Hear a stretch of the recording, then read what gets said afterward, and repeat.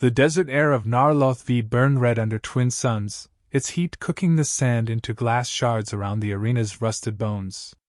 The Colosseum of the Dregal Syndicate loomed like a bloated insect carcass, its walls vibrating with the roar of 10,000 alien throats. Inside the pit, Kara Vex knelt in chains. She didn't tremble. She calculated. Above her, in a gilded platform of bone and steel, Zurkar raised his four-jawed head and bellowed. "Behold!" His voice boomed through the arena's speakers. "A human! Their kind begs for scraps on backwater moons, yet dares enter the blood sands of warriors." The crowd screamed approval. Zurkar, nearly 10 feet tall and plated in obsidian armor, turned to the audience with theatrical disdain. "She will entertain us briefly. Then feed the grinders." Kara's wrists flexed subtly. The cuffs looked solid but had already been compromised. Acid micromist, smuggled under her tongue, had eaten through the core lock 10 minutes ago. She lifted her head, locking eyes with her captor. Zurkar sneered. "Speak, primate." Kara stood.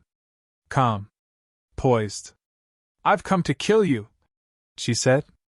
Laughter erupted from the crowd. Some threw bones and sparks, others booed mockingly. The guards laughed too, circling her with plasma lances. Zurkar grinned, revealing teeth like chipped stone. "Oh, delightful! Give her a weapon! Let the worm see how quickly hope dies!" A spear clattered at Kara's feet. Crude. Weighted unevenly. Useless. She didn't pick it up. Instead, she reached for her neck. The collar burst. Flash. A pulsed EMP detonated from the device implanted beneath her skin, frying every unshielded circuit within 20 meters. The guards staggered. Lances sparked dead. The Jumbotron fizzled and went black. Kara moved. First kill, spinning elbow to the nearest guard's throat. His neck folded sideways like a snapped branch. She caught his blade mid-collapse. Second, threw the blade in a blur. It embedded in another's visor. He dropped without a sound. Zurkar bellowed from above, lunging toward a console. His armor's shielding saved him from the EMP, but his arena's automated defenses were fried.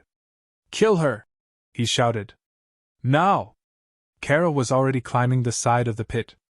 The wall was jagged, a mess of old welds and pitted metal. Her augmented fingers gripped hard.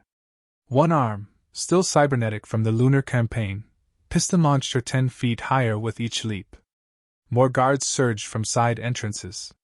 Kara dove into a supply hatch and vanished. 10 seconds passed. Then alarms screamed. She reappeared in the skybox. The audience gasped as Zurkar's own ceremonial war banner sliced across his chest. He roared and swung back, but Kara was already moving, low, fast, relentless.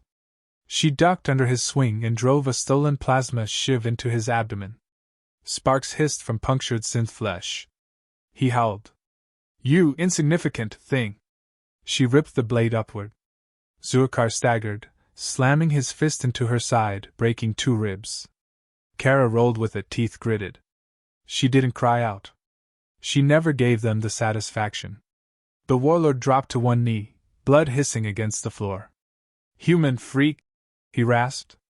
Kara planted a boot on his shoulder, forced him down, and pulled his own banner free from his chest with one brutal twist. "I'm Kara Vex," she said, voice cold as vacuum. "Earthborn. Recon trained. And this is for Nemia's squad." She drove the banner pole through his skull. The arena went silent. No cheers. No jeers. Just stunned silence. Even the drunkest, cruelest of the audience now stared slack-jawed as Kara, bloodied, scorched, unbowed, stood over the corpse of a galactic champion. Then came the message. Kara hacked into the arena's still-smoking Jumbotron console, patched her voice into every broadcast on the outer spiral rim. She said 2 words. "One down." The transmission cut. By the time the guards regrouped, Kara was gone. A surveillance drone found what was left an hour later, Zurkar's decapitated head mounted on his own throne, a human knife jammed through one eye socket. A single word was carved into the skull. "Next." The scrapyard drifted in silence, orbiting a dead star. Greaves' nest was less a station, more a tumor of welded wreckage, shattered freighters, collapsed dreadnoughts, junked planetary haulers all chained together by rust and greed. This was where machines went to die, and where Zeltor ruled. Inside the nest, metal groaned. Steam hissed from broken vents. Drones flitted through corridors like insects, all wired into Zeltor's hive mind. No one trespassed here. Not without bleeding. Karavex didn't trespass. She infiltrated. She moved through the dark belly of the nest in silence, heat-dampened suit pressed tight against her frame. No light, no sound. Each step calculated, each breath controlled. This wasn't an assault, it was a hunt. And Zeltor wasn't just prey. He was a butcher.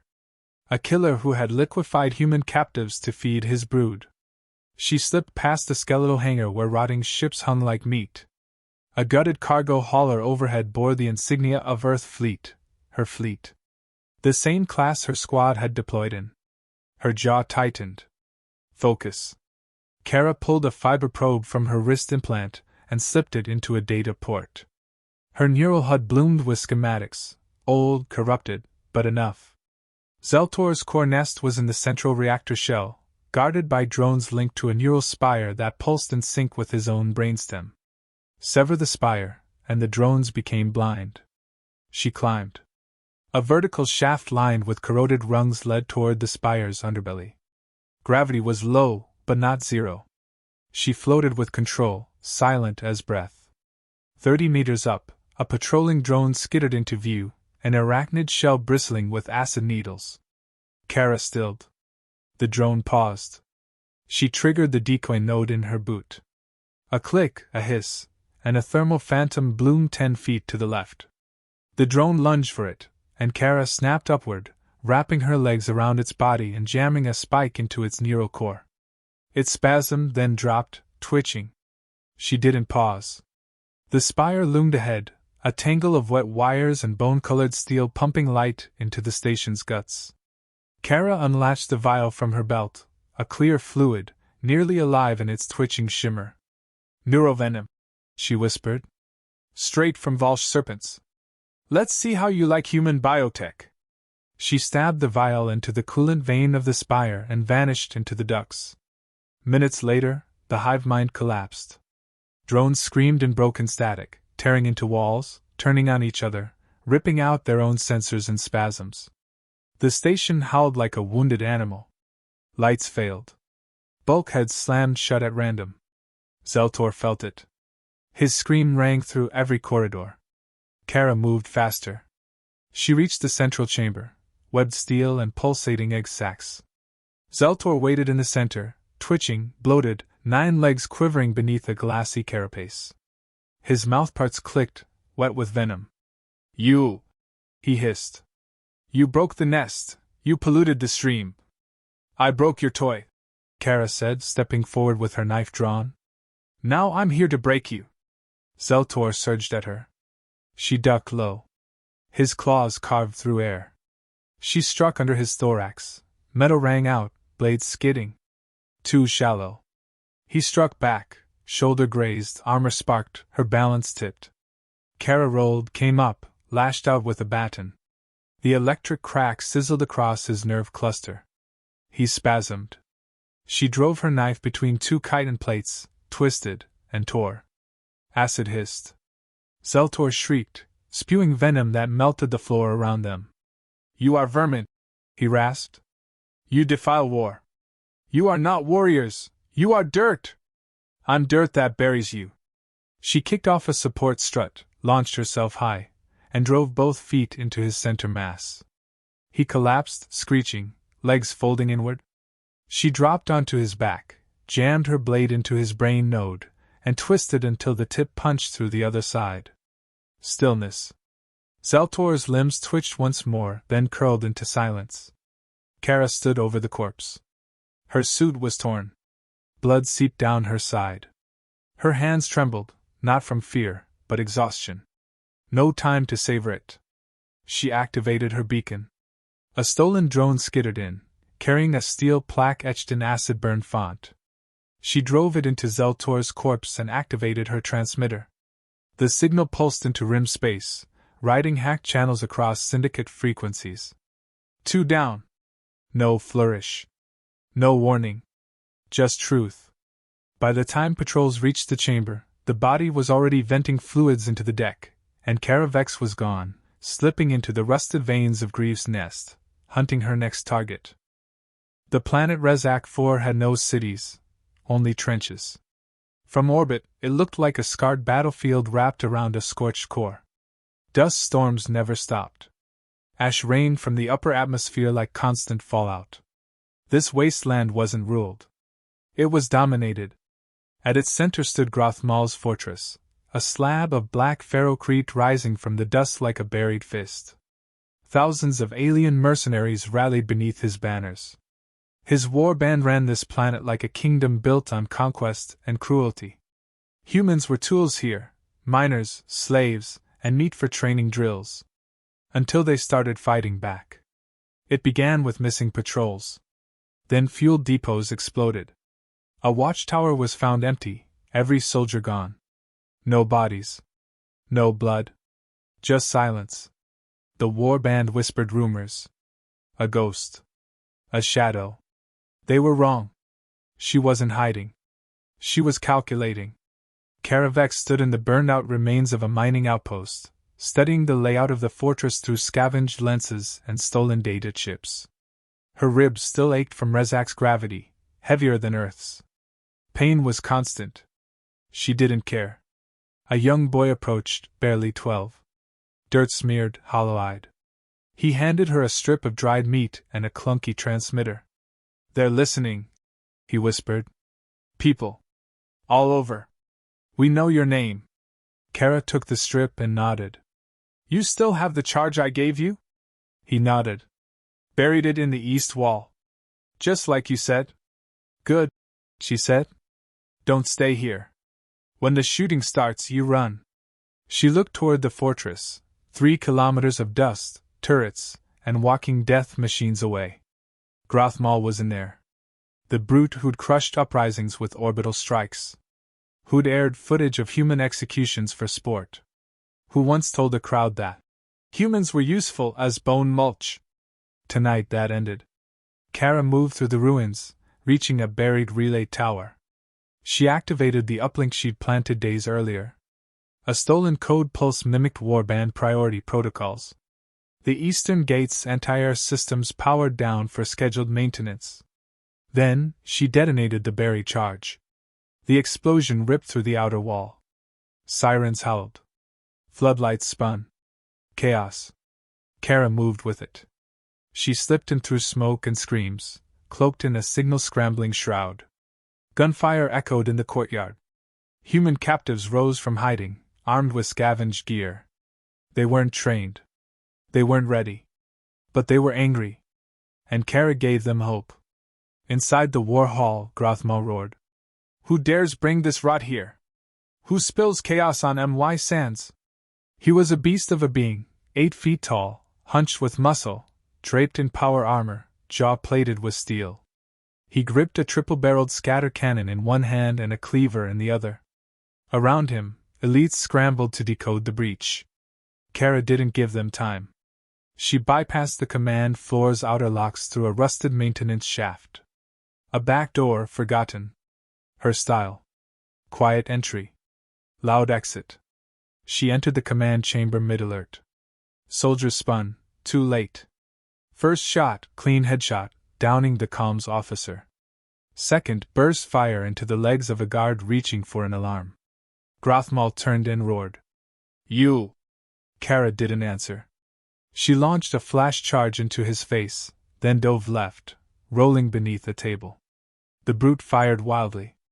Rounds tore walls apart, deafening thunder in a confined space.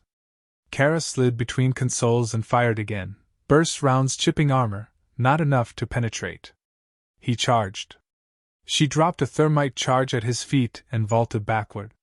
Heat engulfed the room. Alarms shrieked. Grothmal stumbled from the flames, plating scorched, his arm ruined. Still standing. Kara drew her blade and charged. They collided hard. She ducked his cleaver, stabbed low, once, twice, into weak joints under the arm. He grabbed her, slammed her into a wall. Her vision went white. But she held the blade. Grothmal lifted her by the throat. Weak. Always weak. She hissed through bloodied lips. So why are you bleeding? She plunged the blade into his throat, angled up. Twisted. He tried to roar, only gurgled. She dropped free as he stumbled back, crashing into his command throne. He twitched once, then slumped. Kara turned to the room. Burnt. Silent. She stepped over corpses and opened a comm link. All rim frequencies. This is Kara Vex. She didn't yell. Her voice was ice. 3 down. Rezac 4 is no longer yours. Across the outer spiral, the signal spread, bootleg feeds, pirate relays, syndicate comms. Rezac's slaves, still fighting, heard her words. In the dust-choked courtyard, someone screamed. She did it! Humans rallied. The fortress fell within hours. Later that night, Kara stood by a bonfire of melted war flags, her body stitched with pain. A young man approached her, scarred, armed, shaking with adrenaline. We want to fight with you, he said. She looked him over. You're not soldiers. Neither are you. Not anymore. But you're winning. Kara didn't smile. We're not done, she said. 4 more. And after that? Then we stop asking to be respected. She turned toward the stars. War was coming. And this time, humanity would bring it. Irathium was a pleasure citadel, not a war zone. A floating palace of silk, chrome, and glass suspended above the shattered remains of an ancient world. It was a paradise for the ultra-elite, where gladiators fought for entertainment, where the powerful played games with lives like pawns. Here, the elite watched, feasted, and cheered at the massacre of the weak. Kara Vex stood at the entrance to that arena now, the dead horizon of a broken planet behind her. The wind was still, a sharp contrast to the chaos she had come to deliver. Her leg was healing, but the pain was still sharp. The burn across her shoulder from Grothmal's cannon blast still throbbed. She didn't care. She'd taken out 3 of the Dregal 7. 3 of the galaxy's most feared predators. She'd hunted them down. Destroyed their legacies. And now it was time for the last one. Veltrax, the final member of the 7. A psychic manipulator. A creature of mind and will. It had been Veltrax who'd ordered the massacre of Nemia Squad. It had been Veltrax who had signed the death warrants of her friends, who had let their blood spill just for the thrill of it. The rage that smoldered in her chest was cold now, a void of calculated fury. She wasn't here for justice anymore. She was here for vengeance. And this time, she would make him suffer. The doors to the Citadel's inner sanctum slid open with a sound like liquid metal. Inside, a private feast hall awaited. Great windows overlooked the ruins of the planet below, and dim, pulsing lights highlighted the gilded furnishings. The air smelled of incense and something sweeter, a fragrance meant to soften the harsh reality of this place. At the far end of the hall, seated like a king among jesters, was Veltrax. His form shimmered in the dark, a spectral figure composed of shadow and light, his psychic presence as tangible as any weapon. Kara didn't flinch. She didn't hesitate.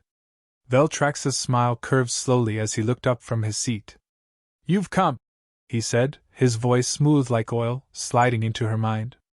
I didn't come for pleasantries, Kara replied, her tone cold, piercing. Veltrax's eyes narrowed. And yet you still have the audacity to walk into my domain. After all this time, how foolish. You're the fool, Kara said, her voice hard as the steel she carried in her arm. You should have known I'd come for you. One by one, I'll take every last one of you.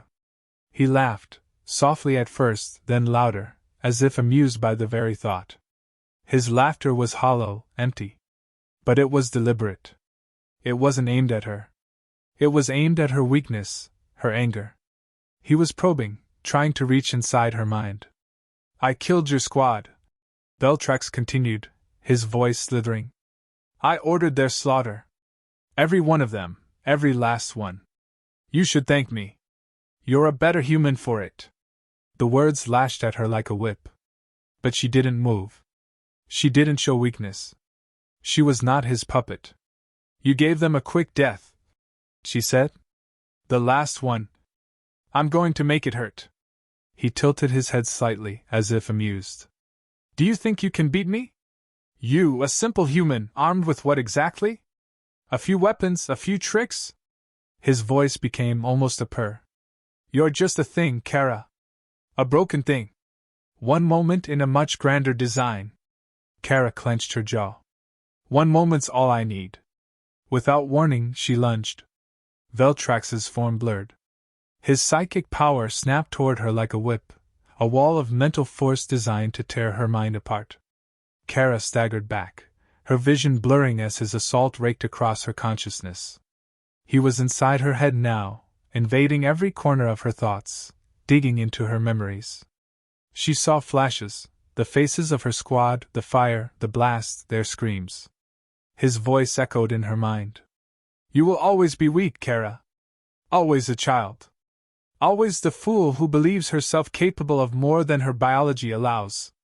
Kara gasped, her knees buckling beneath the weight of his power. But she fought it. She always fought it. She reached deep into her mind, where the neural mods implanted during the lunar campaign lay dormant. They were built for warfare, for survival, hidden until the right moment. She triggered them. Veltrax's pressure faltered for a fraction of a second. She seized the moment. With a cry, Kara ripped free of his mental hold. The psychic backlash sent a shockwave through the citadel, rattling the glass windows. Veltrax stumbled, his control over her mind slipping for a brief moment. That's when she struck. Her blade was already in her hand, a silver flash of steel. She cut through the air, aiming for the base of his throat, where his psychic power originated. Veltrax barely had time to react, but his mental shield sprang up again, too late. Kara's blade cut deep into his chest, right between his ribs. His psychic shield shattered under the force of the strike. He gasped. The tendrils of his mind recoiled in agony, flickering like broken wires. For a moment, the arrogant smirk faltered from his face. You, he began, but his words became a cough, thick with blood. You don't know what you've done. No, Kara said, kneeling beside him. Her voice was icy. I know exactly what I've done. With a final twist, she severed the neural stem at the base of his skull. Veltrax's body went limp. His psychic aura blinked out, his mind extinguished like a dying star. Kara stood, breathing hard, her chest heaving with the weight of victory and exhaustion. 4 down. The last of the 7. She didn't have time to savor it. As the body of Veltrax crumpled to the floor, alarms began blaring throughout the citadel. Reinforcements, Drigal warriors, his personal guard, flooded into the room. Kara's eyes narrowed. She had no interest in a fight she hadn't planned for. Without a word, she triggered the detonator in her belt. The citadel's core detonated, shaking the foundation. She moved like a shadow, slipping through the now chaotic halls. She didn't need to fight her way out. She needed to leave, and leave in a way that sent a message. As the citadel crumbled behind her, Kara's voice crackled through the calms once more. This is Kara Vex. 4 down. The galaxy remembers now. And then, she disappeared into the void.